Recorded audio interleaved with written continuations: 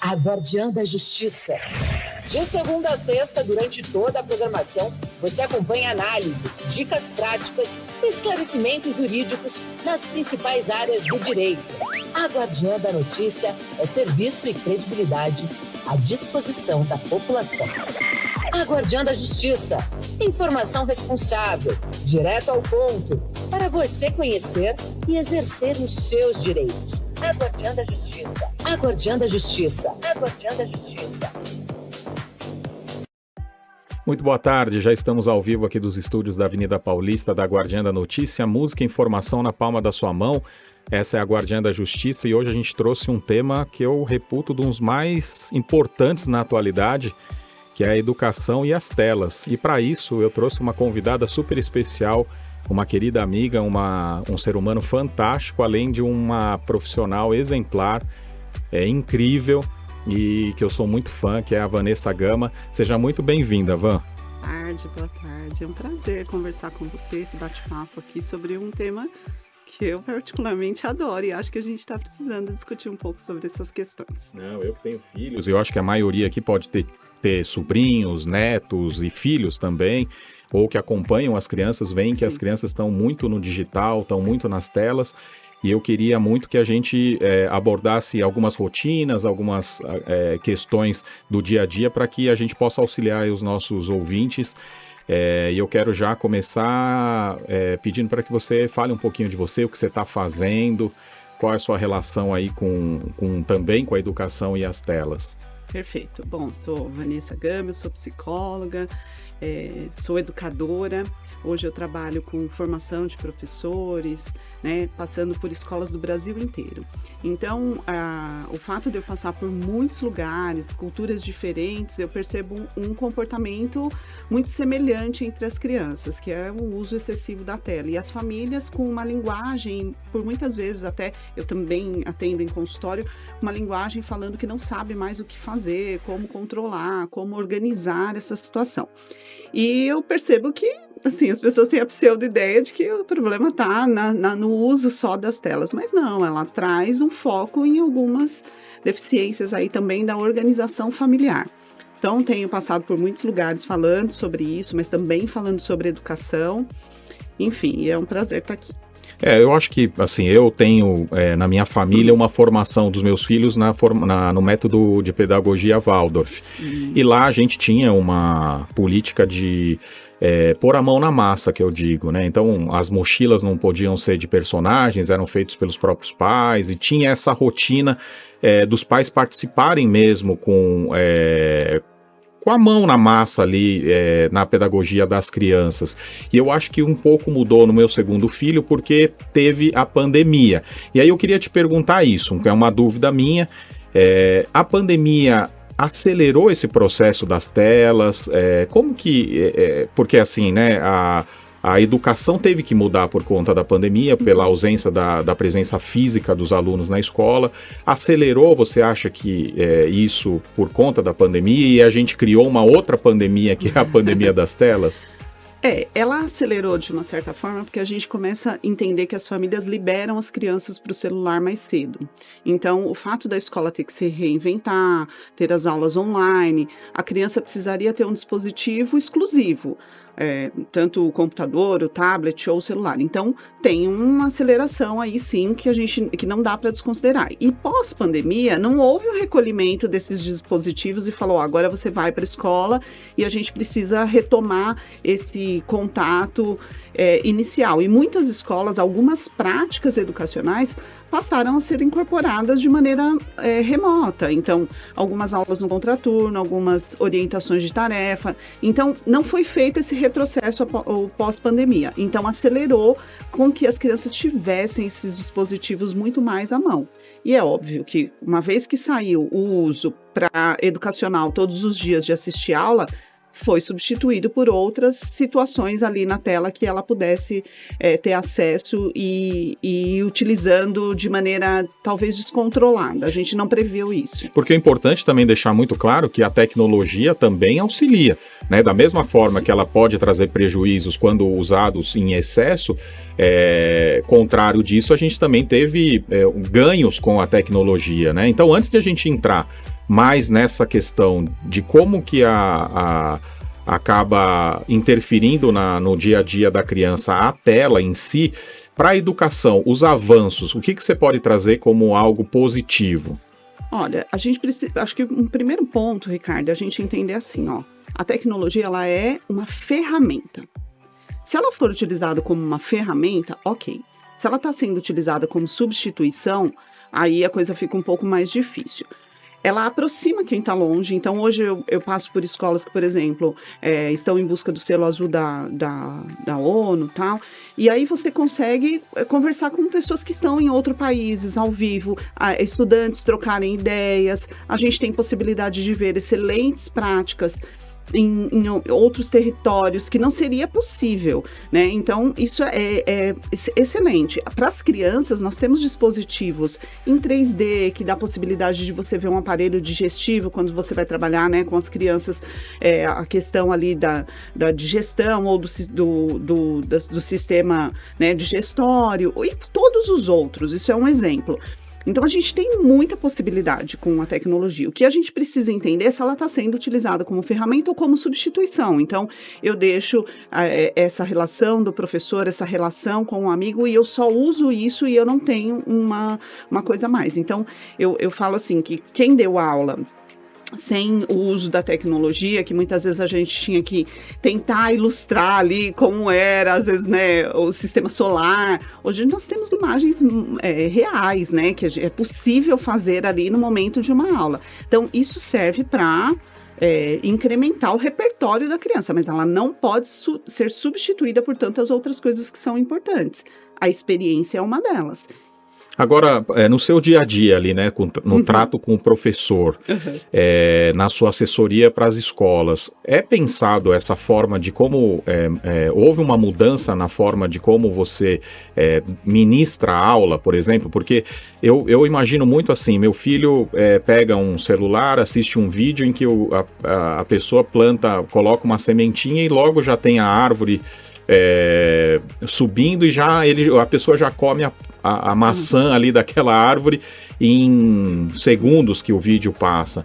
Como que você, aquela coisa do professor dar aula com giz, aquela coisa do professor ter o contato ali com o aluno, o que mudou também isso? Assim, como que vocês têm enfrentado essa tecnologia do ponto de vista da criança se sentir seduzida a ter uma aula normal, vamos dizer assim? Isso é um desafio enorme. Eu passo por escolas quase todos os dias, novamente, em diferentes contextos, culturas. Os professores, eles estão precisando reinventar uma aula pelas quais eles não passaram. Então, foram estudantes de um método tradicional, foram formados dentro de um método tradicional, e hoje a gente tem, inclusive, um documento mandatório nacional que diz que nós não ensinamos mais conteúdos, né? Então, a gente não... A Base Nacional Comum Curricular, ela não traz lá que você precisa, né? Ela traz os panos de fundo, mas ela diz que a gente precisa desenvolver habilidades nas crianças e nos adolescentes.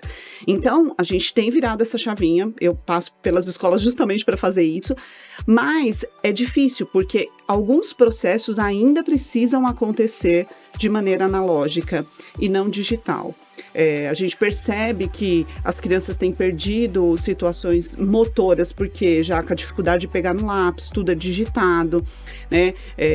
Muitas escolas que adotaram o Chromebook estão voltando para o caderno, porque perceberam um rendimento muito menor, né?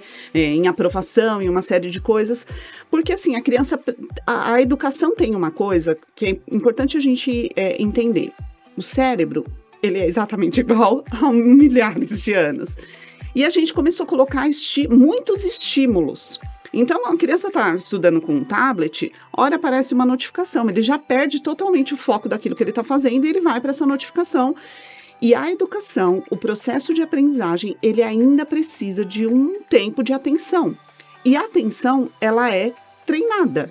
Ninguém tem uma atenção boa se ela não foi treinada. Um aluno que chega ao 3º ano do ensino médio, que a gente está 97 dias do Enem, ele vai fazer uma prova de 5 horas e ele nunca passou pelo processo de ficar 5 horas fazendo leituras, que eu falo que o Enem, além de tudo, ele é uma prova de resistência. ele vai ter extrema dificuldade de fazer aquilo. Então, a gente precisa entender que, assim, por mais que fala assim, mas ele fica 5 horas no joguinho do celular, só que os estímulos cerebrais que são passados, jogados para essa criança ali naquele jogo que ela está utilizando, são em cerca de frações de segundos. A cada segundo tem um estímulo novo. E a aula ainda tem esse método tradicional. Então, o que eu procuro orientar para os professores? Hoje é proibido o uso das telas dentro do ambiente escolar, exceto para situações pedagógicas. Então, se você vai fazer um trabalho com, de repente, cálculo diário, nós temos, aplicativos maravilhosos que faz isso em segundos, para demonstrar alguma coisa, traz para a sala de aula. Caso contrário, não tem necessidade do celular. Mas muito mais do que isso, eu tenho procurado resgatar nos professores essa questão do vínculo, né?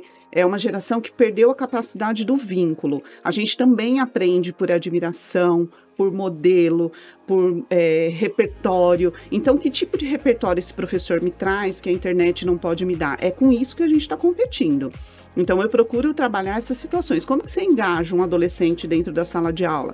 Recentemente, fiz uma formação numa escola e eu trabalhei com cards, com a identidade visual muito semelhante a um jogo que é super em alta aí para as crianças, e aí eles tinham lá orientações para fazer durante a aula sem que a professora mandasse. Então, assim, isso é um engajamento educacional em que ele sabe que ele vai ser requerido a ler um texto, né, por meio daqueles cards com aquele visual que é muito habitual do dia a dia dele. Isso já engaja um pouco mais. Então, a gente tem feito esse movimento com os professores para tentar engajar esses alunos e essas crianças que estão em sala de aula hoje para se aproximar cada vez mais daquilo que eles têm no dia a dia. Agora, uma dúvida minha, né? Assim, a gente está falando de uma pandemia de 2020, a gente tem 6 anos aí para frente. Em 6 anos, óbvio que não dá para você se reciclar a ponto de você pegar um professor muito antigo e ele se adaptar a essa nova tecnologia. Eu como advogado, a gente saiu do papel para o digital e já é difícil para mim. Imagine para os advogados mais antigos. E aí, como que ficam os professores, por exemplo, da rede pública ou os professores mais antigos? Eles já vinham, ou vocês já vinham com essa preocupação antes, porque vocês sabiam que poderia acontecer isso? Ou realmente a pandemia fez com que tudo se acelerasse, inclusive nessa coisa da reciclagem dos professores? A pandemia, ela não trouxe novos problemas, ela colocou um holofote onde a gente já tinha um problema cristalizado. Tá. Então, assim, os professores precisavam de atualização, eles precisavam de formação, eles precisavam trazer esses dispositivos na sala de aula, muitas vezes para poder ressignificar aquilo que eles faziam de maneira, né, uma aula preparada já há 10 anos eu dou a mesma aula e a gente sabia que isso não estava atingindo. Então, ela trouxe um holofote para isso, e eu acho que foi muito importante, porque mesmo na rede pública tivemos muitos investimentos em formação de professores, mas eu acho que vale ressaltar, você trouxe a situação dos mais antigos. Eu ainda acho que os docentes mais antigos, eles têm um repertório muito forte, então a gente precisa adequar a maneira como faz, e a gente tem um contraponto. Os professores novos, eles têm uma deficiência no repertório docente, por conta das formações aí iniciais, que aí isso é tema para outro. E acho que o grande desafio das escolas é fazer essa mescla, né, entre o antigo e o novo, para que o maior beneficiário, que é o aluno, ele tenha um pouco dos dois mundos. Exatamente. Né? Agora, me fala um pouquinho, antes da gente entrar propriamente, é muito tema aqui que eu fico na dúvida, até pelos meus filhos, e a inteligência artificial, o que muda para a escola e para o professor, por exemplo? Esse é um tema aí que está super em alta essa semana, porque saiu uma notícia, não sei se vocês acompanharam, do professor que colocou ali, ele fez uma pergunta, né, uma prova, um exercício avaliativo, e na entrelinha ele colocou um comando para o ChatGPT e ele grifou aquilo ali que deixou em branco. Então, quando você olha o texto, tem ali uma orientação e uma pergunta. Só que no meio ele dava uma orientação para, na linha tal, o ChatGPT incluía a palavra Madagascar. E as pessoas copiaram, jogaram na inteligência e devolveram a resposta sem analisar. De 34 alunos, 32 devolveram com a orientação que recebeu da inteligência artificial na íntegra. Isso não acende um alerta do tipo: A inteligência artificial, a gente não precisa demonizar, falar, isso é muito ruim, é muito bom para acelerar processos de coisas que são corriqueiras. Mas para o poder analítico, ela não tem capacidade analítica de nada. Então, assim, você até pode pedir em algum momento algo para a inteligência artificial para ajudar a incrementar, ampliar o seu horizonte, mas se você não tem nenhum repertório sobre aquilo, ela precisa ser, na verdade, ensinada de como os nossos alunos utilizam ela, né? Você vai fazer uma redação, se você pedir para o ChatGPT, não adianta você decorar uma redação, por exemplo, para fazer em um grande vestibular, que você não vai ter repertório cultural para colocar ali. Então, a gente tem que usar com muito cuidado, porque ela vai te livrando, talvez, de algumas coisas do imediato, mas a longo prazo, a gente tem dificuldade. Tem uma brincadeira, né, um meme até, que a única profissão que não seria substituída, ou a princípio, seria o pedreiro, né? Que o pedreiro fala, quero ver a IA substituir o que eu faço. Uhum. Mesmo na advocacia, a gente já passou por esse avanço tecnológico e a gente permanece, vamos dizer assim. Para os professores, você acha que há algum risco de extinção, vamos dizer assim, do professor ou não? Não. Porque existe uma situação que, por exemplo, que é também uma coisa que a tela afasta, que é a relação. A aprendizagem, ela tem muito a ver com a relação. Então, se eu falar para todos vocês aqui, rememorar uma melhor aula, talvez vocês não vão lembrar qual conteúdo tinha essa aula, o que o professor estava ensinando propriamente dito, se era análise sintática, se era, né, equação de segundo grau, mas você vai lembrar da figura do professor, de como ele te tratava. Então, isso é importante também para a Constituição, para além do conteúdo que é ensinado na escola, é importante para a constituição dessa criança, desse adolescente, enquanto pessoa no mundo. Então, a IA, ela não vai substituir isso. A gente vai submetendo coisas lá e ela vai te respondendo à medida em que você quer, ela te dá prontamente, mas ela não substitui essa questão da relação que a escola tem de tamanha importância. Eu acho que o papel hoje do professor também é trazer essa humanização, né, para as relações, não só dele com o aluno, mas entre os próprios alunos, porque tem gente que está num grupo de WhatsApp, por exemplo, ele manda um bom dia, ele acha que falou com todo mundo, porque tem 30 pessoas, ou porque tem um grupo de família. Não, eu falei com fulano. Não, mas você conversou, você ligou para a pessoa, você foi até a casa dela? Não, eu mandei um bom dia todo dia. Né? Então, trazer essa humanização novamente também eu acho que passa um pouco por essa parte educacional, né, do professor. Sim, tanto é que quando você vai consultar os documentos, por exemplo, de orientação de tempo de tela para as crianças, né, tem uma ressalva lá na Associação Brasileira de Pediatria que fala que as crianças até 2 anos, elas precisam ficar longe das telas, exceto para chamadas de vídeo. Então, às vezes, você, assim, não teria a possibilidade de ter convivência com seu avô que mora no Japão. Com as telas, você tem possibilidade, talvez, de ter a convivência diária que você não teria. Então, essa ressalva. Se você tem uma figura humana ali que se aproxima da relação, você pode incluir. Caso contrário, você está realmente fazendo isso. Você está substituindo a ferramenta por uma situação social que é tão importante, que é falar com a pessoa. Você sabe que a pessoa está doente. Mas ela está lá no grupo, eu mandei bom dia, ela visualizou, a gente imagina que ela esteja bem, né? A gente entende isso e vai criando uma nova relação por meio das tecnologias, que é bem... Eu queria já entrar nesse tema, antes de a gente falar propriamente das dicas e de questões práticas, eu queria que a gente falasse um pouquinho do que se reveste esse aumento do tempo das crianças em tela, né? Será que é o cansaço da rotina dos pais, ou mesmo, eu já chego a imaginar que você deixar uma criança ali 3, 4, 5 horas numa tela, não deixa de ser um abandono, né? Na minha visão como advogado, para mim é um abandono ali de um incapaz. Fala um pouquinho do que vocês na educação pensam sobre essa condição, porque antes, né, pelo menos antes, existia aquela máxima de que o pai às vezes deixava para a escola a educação que ele deixava de dar em casa. Uhum. Você acha que também essa educação hoje das telas, que tem coisa boa, como tem muita coisa ruim, também é um exercício da pessoa vou entregar ali, eu estou cansado, estou estressado, estou com muito trabalho, vou deixar o meu filho ali na tela. O que está revestido essa questão da criança estar mais na tela? Eu não sei se conscientemente existe esse abandono das pessoas, eu vou deixar ali existe uma situação do tipo, eu preciso trabalhar, eu tenho uma série de coisas para fazer, e esse é um lugar que é ocupado por alguém que vai distrair a criança e ela não vai requerer tanto de mim, existe isso. Mas existe um outro fenômeno, Cádio, que eu acho importante a gente falar, que é assim, tem um psicólogo chamado Rossandro, que ele é fantástico, e ele diz assim que a geração dos nossos avós lutou para que as crianças sobrevivessem. Então, sua avó teve 15 filhos, vingou 10. Falava-se isso muito naturalmente. A geração dos nossos pais lutou para que a gente fosse alfabetizado, letrado. Então, a gente escuta recorrentemente, olha, eu não vou te deixar nada, eu vou te deixar o estudo. E essa geração quer que as crianças e os adolescentes sejam felizes. Que é extremamente desafiador. Complexo. E aí a felicidade está ligada a uma dopamina barata que as telas oferecem.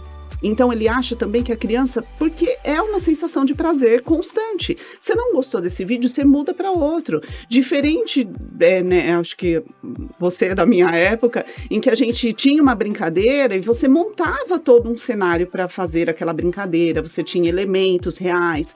Então você também não desistia fácil. E se desistia, você tinha que buscar outros elementos, inclusive imaginativos, que é importante para a constituição da criança, para você brincar e se satisfazer. A tela não, é imediato. Então, é uma dopamina barata que você vê um vídeo, às vezes, de um minuto e meio, e tem crianças que já tá assim, não tem tolerância para terminar de ver o vídeo, já, se ela vê que aquilo não interessa, ela já vai com o dedinho, já pula, porque ela quer o tempo todo estar satisfeita e ouvindo o que ela quer, né? Então, quem consumia televisão na década de 80, você tinha o horário do seu desenho preferido, né? Se você perdesse, você sentava naquele horário para assistir. Hoje você tem na palma da sua mão, a qualquer momento, aquilo que você gosta de ver. Então, se você tem interesse em saber por algum assunto, você fica horas, né? E o algoritmo vai te prendendo naquilo. Horas vendo sobre aquele assunto. Você não tem essa capacidade de falar, eu preciso esperar terminar esse desenho para começar aquele que eu gosto. Tem um dia certo, um horário certo. Propaganda, lembra da nossa época? Tinha um comercial. O comercial bem na hora, naquele horário, né, do filme que você estava. Então, tinha aquela pausa. E a gente perdeu tudo isso. Hoje em dia, realmente, esse abandono também vem disfarçado de satisfação. Então, eu quero que meu filho seja feliz. Então, eu vou entregar um dispositivo para ele está na rede social, ele está ou postando alguma coisa, ou curtindo alguma coisa, ou vendo um vídeo, ou consumindo algumas coisas para ele também, né, se ter repertório aí para ser alguém. Só que nem sempre é o melhor exemplo. Eu fico triste com algumas situações que eu vejo, assim. Primeiro, o WhatsApp, ele adianta duas vezes a fala. E, assim, passou, não fiz grandes pensamentos sobre isso, mas depois eu vi que no vídeo você também acelera agora. Então, a pessoa nem o vídeo ela consegue assistir na velocidade normal, né? E assim, a quantidade de crianças que vão aos restaurantes e elas estão entretidas ali com o celular enquanto o pai e a mãe estão conversando, já não existe mais aquele diálogo familiar. Às vezes até o pai também tá com o celular e a criança tá na frente dele com outro celular. Então, assim, isso vai me entristecendo demais, assim, até porque eu sou da época do piquenique, eu acho que as relações construíam no domingo, em família, fazendo uma comida, que a comida era só uma desculpa para estar todo mundo reunindo, passando as histórias das famílias ali, né? E como que a pessoa, por exemplo, que reconhece essa falha, vamos dizer assim, poxa, meu filho tá ficando muito tempo. Primeiro, saber quanto tempo é esse excesso. E depois, como que ela consegue criar uma mudança ali? O que você recomenda? Eu acho que assim, a gente volta um passo aí anterior. São as negociações. A gente precisa ter sempre um contrato de negociação com os nossos filhos, né, com as crianças. Quando você vai dar um dispositivo, e muitas crianças já têm esse dispositivo, ou você vai trocar, eu acho que algumas coisas precisam ser negociadas e conversadas, né? Quanto tempo ela vai poder ficar?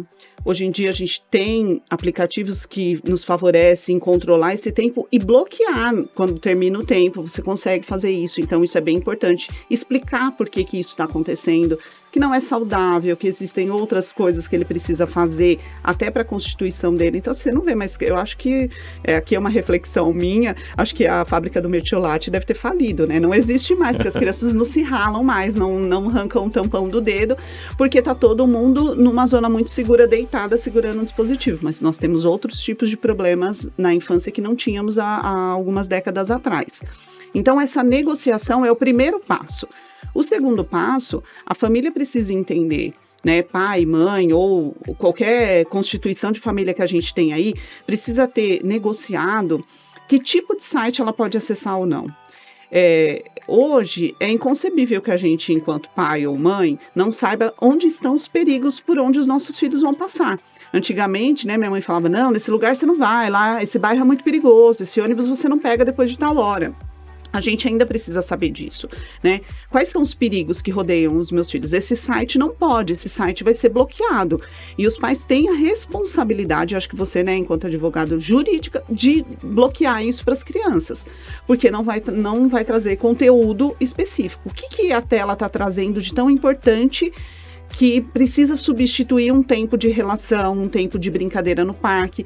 E aí a gente entra num outro movimento que as pessoas estão muito ocupadas todos os dias. Então fala assim, mas eu estou muito ocupada, eu estou muito cansada. Tá, qual é o tipo de situação que você pode fazer, qual é o momento em que você pode abandonar as telas e você ter uma relação com o seu filho, né? Então, no momento do banho, é um momento de comunhão de vocês, em que vocês vão conversar, vocês vão falar sobre algumas coisas, você vai perceber as mudanças do seu filho. No momento da alimentação, porque todo mundo precisa se alimentar.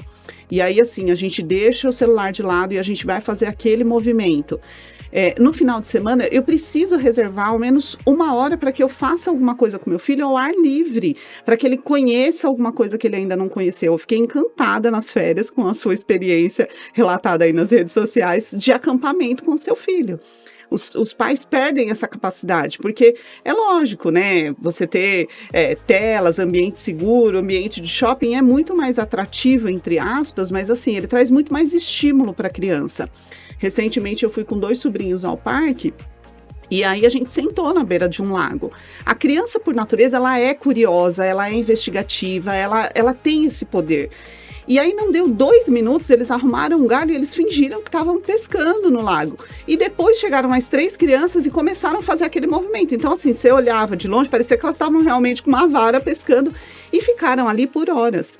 O que está faltando é a gente proporcionar esse movimento. Se eu não tivesse levado elas para frente de um lago, para um parque, isso não teria acontecido. Elas teriam continuado procurando ali situações para se distrair dentro do ambiente que elas tinham. Então, é bem importante que a família organize momentos que isso possa acontecer. Mas eu tenho pouco tempo, eu só tenho o horário do banho que dura 7 a 10 minutos. Utilize. Se você fizer isso todos os dias, ao final de uma semana você vai ter passado mais de 1 hora em tempo de qualidade com o seu filho. Se você não fizer, eu sempre falo, faz as contas, vezes 7, vezes 12 meses, né? Vezes 30 dias e vê ao longo de muitos anos quanto tempo você depositou para essa relação ter um pouco mais de qualidade. Van, a gente poderia ficar horas e horas, eu acho que você vai ter que voltar aqui para a gente continuar falando sobre isso, mas o tempo aqui passa voando, ainda mais quando o tema é importante, quando o tema é válido. Eu queria que você deixasse algumas dicas que você acha que é importante aqui para os nossos ouvintes. Sim, eu acho que o primeiro ponto é resgatar esse movimento de conversa. Então, assim, organiza, a gente não vai conseguir, eu vou fazer tudo de uma vez. O primeiro ponto é organizar um dia em um horário em que você possa conversar com seu filho, entender o que está acontecendo na vida dele, né? Por onde ele passeia aí nas redes sociais, quem são os amigos dele, supervisionar. Sim, as redes sociais, quando eles são maiores, o Instagram, eu costumo dizer assim, você deixaria seu filho numa festa onde você não conhece ninguém? Pois é, o Instagram muitas vezes é essa festa, que tem pessoas ali que você não sabe se são pessoas de bem, né, pessoas ruins, que têm uma índole ali duvidosa. Então, você precisa supervisionar e não substitua as situações da relação humana. A criança, ela precisa negociar, ela precisa se frustrar, ela precisa conhecer, ela precisa brincar, ela precisa ter tédio. Ela precisa ter tédio. A gente vai substituindo essas situações de tédio por umas situações de, ela não aguenta ficar num casamento, então eu levo uma tela, enquanto o casamento acontece, ela fica no mundo dela. Não, ela precisa participar da vida social, das situações religiosas, né, porque as convenções religiosas, ela requer um período um pouco maior de atenção sua, deixe o seu filho ir à missa, ao culto, a qualquer outra manifestação religiosa que você frequente, que você acredita, sem nenhuma tela, para ele participar na íntegra daquilo que está acontecendo, porque é isso que vai fazer ele, no futuro, escolher aquilo que ele vai crer que é tão importante, e hoje a gente está tão distanciado. E esses treinos de falar todos os dias, ele precisa ter um período para ler, para retomar aquilo que ele viu na escola, é isso que vai garantir o sucesso. Então você precisa organizar uma rotina. Se você não fica o dia inteiro com o seu filho, a sua casa precisa ter essa rotina inegociável de algumas coisas que são importantes. Então a conversa é o primeiro passo de tudo isso, de entender assim, olha, para onde a gente está caminhando? A gente está caminhando para um futuro saudável, com uma criança feliz, e a felicidade não está só na tela. Então quando a tela ela deixa de ser o aplicativo, o dispositivo, e passa a ocupar o lugar da mãe, da babá, da explicadora, antigamente era explicadora, né, da escola, ou da professora de reforço, a gente está cometendo um erro muito grande, porque a gente vai substituindo figuras importantes na constituição dessa criança enquanto um adulto saudável. Aí. Muito, muito, muito bom, Van. Muito bom. Como eu disse, você vai ter que voltar. Eu acho que faltou muita coisa para falar, mas eu acho que as pessoas começaram a se alertar sobre esse problema, que é um problema que eu acho que é de médio a longo prazo, que essas crianças vão começar a apresentar algumas dificuldades. Mas, como o tempo nosso é curto, eu queria desejar a você o agradecimento aqui da rádio, aos nossos ouvintes que passaram e vão poder acompanhar também nas nossas plataformas, na www.aguardiandanoticia.com.br, aqui na 82.3 FM. Desejar a todos os pais, porque domingo é dia dos pais, desejar a todos os pais um feliz dia dos pais, em especial para o meu querido braço direito, braço esquerdo, Danilo Rodrigues, que é o primeiro dia dos pais dele, e quero desejar a todos os pais dos nossos ouvintes, ao meu pai também, um feliz dia dos pais, e também queria homenagear um querido amigo que faleceu ontem, que é o Cláudio Micossi. Esse programa é dedicado a ele, é um grande cara, uma pessoa que vai deixar saudade aqui, tá bom? Desejar uma boa tarde a todos, continuem nos acompanhando aí nas nossas redes e muito obrigado. Quer estar sempre atualizado com o que acontece na sua região? É fácil. Escaneie o QR Code na tela e conecte-se ao conteúdo exclusivo de A Guardiã da Notícia. Jornalismo regional, informações em primeira mão e as músicas que você ama ouvir. Sintonize também na rádio FM 82.3 ou acesse pela web. Tudo isso na palma da sua mão, a qualquer hora, em qualquer lugar. Grupo A Guardiã, conectando você ao futuro.